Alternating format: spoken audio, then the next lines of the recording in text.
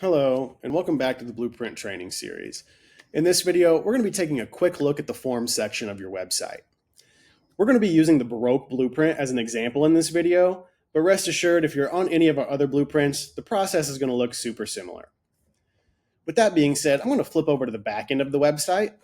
In our last video, we were talking about the media in the media library.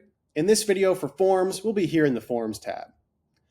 Typically, you're going to have at least two forms on your website, one for your job applications and one for your contact page. If your jobs are connected via API, I'd recommend not touching this application form, as any potential edits could harm that connection and prevent applications from going back into your ATS. But let's say we wanted to add a new field to our contact form. We can see if I flip over to the front end, I have name, email, company, title, message, and resume fields. But let's say I wanted to add a phone number field. If I just run over to the contact form and click edit, I can run in here and click add fields right here, to where then I can, let's say I'll search for a phone number field. So we do have a phone field we can use, and I'll just drag and drop this wherever I would like to place this. So now I have my phone number field in here. I can select if it needs to be a required field or not. But before I hit save, I'd want to run over to appearance, and in this placeholder, I'd want to reiterate what that field is for. In this instance, it is for phone. So I'll just put phone here. And once I hit save and run back to the front end and click refresh, we'll see my phone number field is now in here for the user to input their phone number. We can also check the entries of these forms. So if I run over and click entries,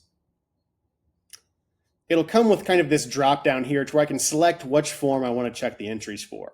And in this instance, we'll do the contact.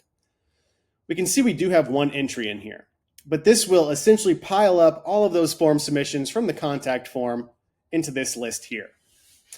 But we can also export these entries. And I'll just click import and export to do that.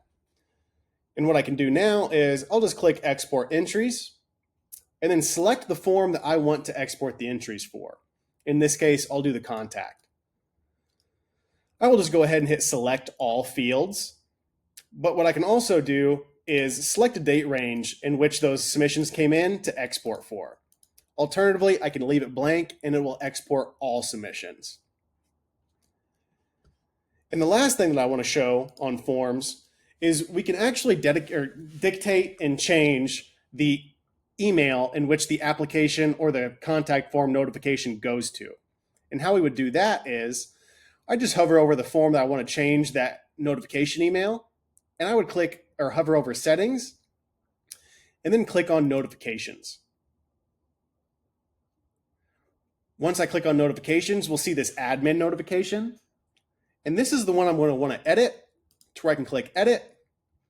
And the send to email is going to be the email that I would like this contact form submission to be sent to. So let's say I'd input my email here.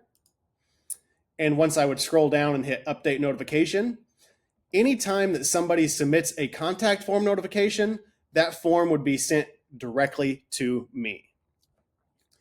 And that's the overview of the forms section. It's a simple but powerful tool for managing how visitors connect with you through your website. And up next, we're going to be taking a look at the pages section, where all of your main website's pages live and where you'll go to make those content or layout updates.